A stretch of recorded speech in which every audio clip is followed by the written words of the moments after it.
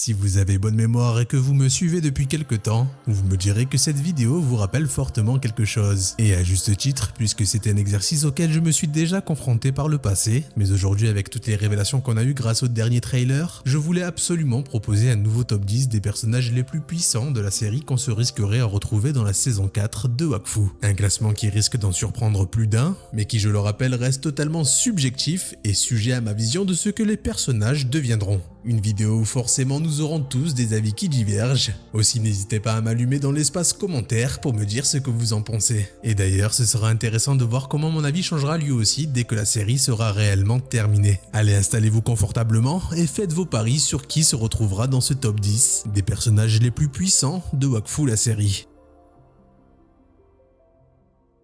En 10e position, nous avons un grand méchant. Est-il encore nécessaire de présenter ce personnage emblématique de la série? L'un des antagonistes, si ce n'est l'antagoniste le plus marquant de par son histoire, son lien profond avec Hugo et le peuple héliatrope. Killby est bien évidemment l'un des personnages le plus puissants de la série. Armé de l'Héliacube, il revêt une apparence particulièrement forte, palliant même au bras perdu durant son combat contre Faeris. Il réussira à prendre sa revanche contre ce dernier en usant de sa ruse et mettra son grande gêne Hugo à terre alors qu'il avait réussi à débloquer son potentiel latent en matérialisant ses armes grâce au Wakfu. Il faudra que les enfants du peuple héliatrope tout entier se réunissent pour pouvoir réussir à lui tenir tête. Mais encore une fois, ce ne sera pas suffisant face à Killby. Un combat titanesque dans lequel il va repousser tous les enfants héliatropes accompagnés de Hugo d'un revers de main. Il faudra l'intervention de sa sœur Shinonome pour mettre fin à tout ça, sans quoi l'histoire du monde des 12 aurait connu une véritable tragédie.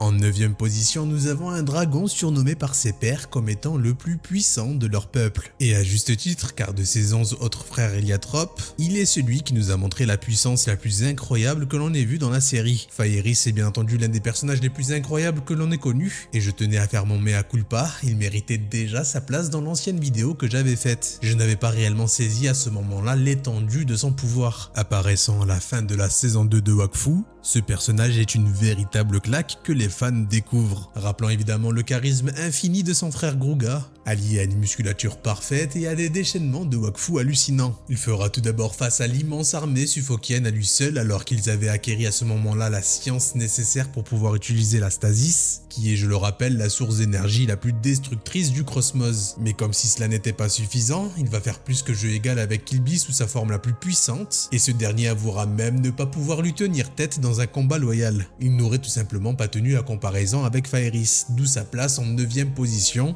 Et si jamais vous souhaitez savoir pourquoi vous ne le voyez plus dans la série, je vous invite à regarder les mangas Wakfu, un must-have pour n'importe quel fan de la série.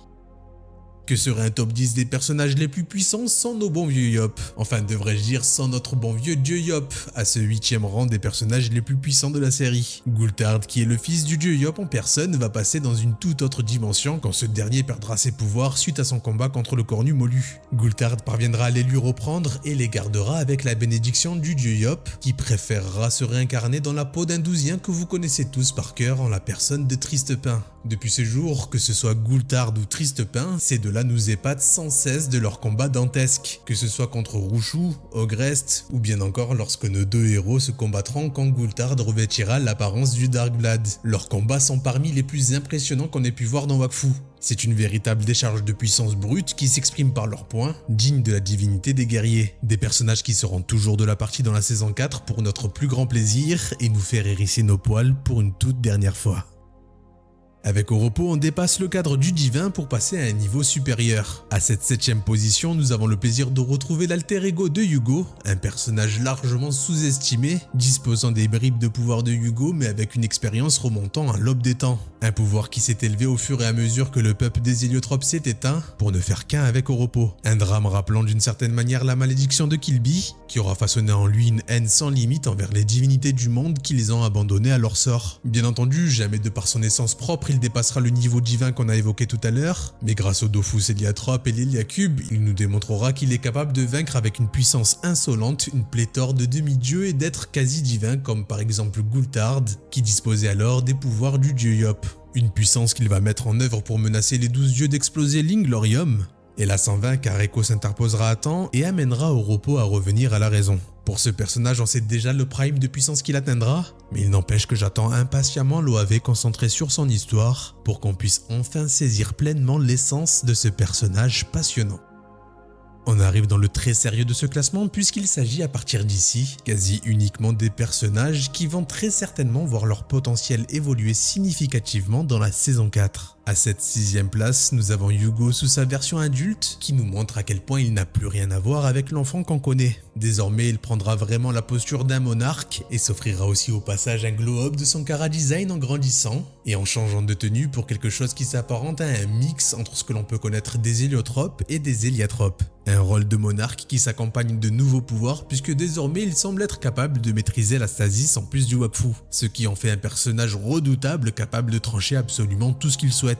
Il peut revêtir une armure complète à l'image de son design, une armure qui n'est certainement pas ici uniquement pour le style. Il est fort à parier qu'elle doit lui offrir une protection pour faire face à de redoutables ennemis. Une évolution qui est loin de ce que l'on peut connaître du Hugo narré dans sa précédente vie, une évolution de Hugo davantage guerrière pour pouvoir cette fois-ci ne plus avoir la douloureuse expérience de perdre tout ce qui lui est cher. Il est fort à parier que ce Hugo-là soit quelqu'un de bien plus sombre de ce qu'il n'avait l'habitude de nous montrer, et j'ai vraiment hâte de découvrir ce nouveau Hugo, mais aussi de voir l'étendue de son plein potentiel que j'estime pour le moment atteindre un niveau supérieur aux 5 présentés précédemment.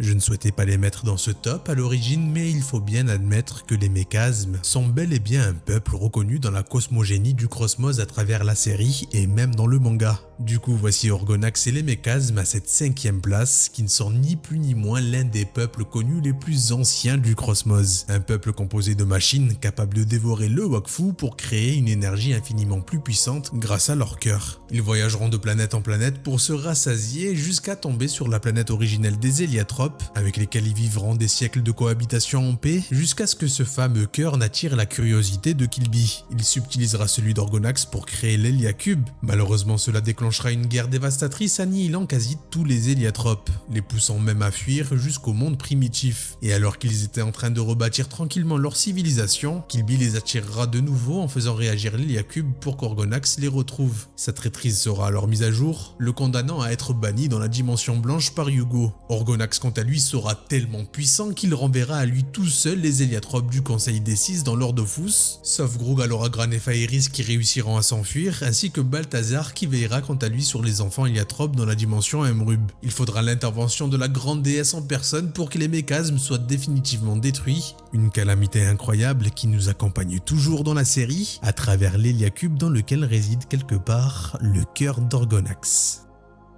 Inéluctablement, nous retrouvons la grande déesse à ce 4e rang, elle qui a détruit sans grande gêne la totalité du peuple des méchasmes ainsi qu'Orgonax, alors que ces derniers étaient sur le point d'éradiquer les derniers survivants du peuple héliatrope. Sous les suppliques de Nora, elle interviendra, provoquant une énorme explosion de Wakfu, éradiquant purement et simplement tout ce qui se trouve sur le dos de cette planète. Plus de méchasmes, plus d'héliatropes, plus rien. Enfin, pouvons-nous être réellement surpris de l'avoir réalisé cet exploit? Elle qui, je le rappelle, est à l'origine même du Cosmos grâce à l'amour qu'elle a entretenu avec le grand dragon. Elle qui est la mère du Conseil des 6 et la déesse du peuple héliatrope. Une divinité sans commune mesure avec ce que l'on connaît du Cosmos qui, eux, sont des êtres issus du Cosmos, contrairement à elle et le grand dragon qui sont des réelles divinités dont l'origine ne s'explique pas. Ce qui m'empêche de la mettre plus haut dans le classement, c'est que souvent il est expliqué que les dieux, voyant en elle une menace, ont eu la capacité de l'empêcher de s'impliquer davantage avec son peuple. Elle aurait même été bannie par ces derniers dans le nécromonde. Ma théorie, c'est que c'est une déesse profondément bonne souhaitant uniquement le bonheur de son peuple. Elle n'aime pas la destruction, c'est la déesse même de la création.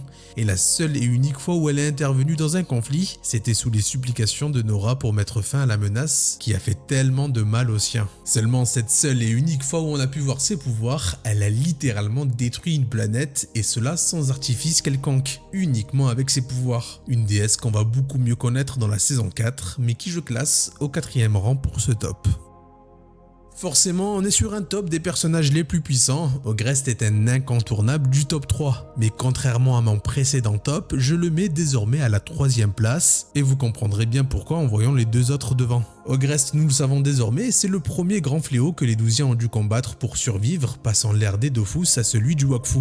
une création d'Otomaï à base d'Ogreen, un concentré de Wakfu qui explique pourquoi son corps réagit aussi vivement au contact des Dofus, au point de le changer physiquement. Il absorbe l'immense puissance de ces artefacts pour le décupler et atteindre une force qui dépasse l'entendement. On apprend dans la saison 3 qu'il a été manipulé par le biais de Datura, la poupée Sadida dont il était amoureux, pour qu'il acquiert les Dofus pour les lui offrir. Malheureusement, lorsqu'il cherchera à les lui remettre, Datura disparaîtra, provoquant dans le petit cœur d'Ogrest une dépression amoureuse. Il inondera alors le monde de ses larmes et repoussera sans grande peine les 12 dieux qui voudront mettre un terme à ce cataclysme. Même Hugo, armé des 6 Dofus Héliotropes, accompagné de Tristepin et de ses pouvoirs divins, se feront laminer par Ogrest et ses dragons. Au combat, Ogrest est un monstre sans commune mesure. Il faudra l'ingéniosité et le courage d'Otomaï pour réussir à venir à bout de cette calamité en lui retirant les Dofus de l'intérieur de son corps. Un peu comme dans Dragon Ball Z, quand Sangoku et Vegeta retirent les enfants ingérés par Boo. Au final, tout est bien qui finit bien, Ogrest redeviendra l'enfant que son père avait créé jadis, et il obtiendra même la grâce du roi Sadida grâce aux supplications d'Otomaï, le permettant de rester libre et de retourner vivre avec son père. Quoi qu'il en soit, Ogrest restera toujours Ogrest, l'ogre capable de terrasser tous les dieux se présentant devant lui, le combattant ultime du Cosmos dont j'aurais tant aimé le voir affronter Pain.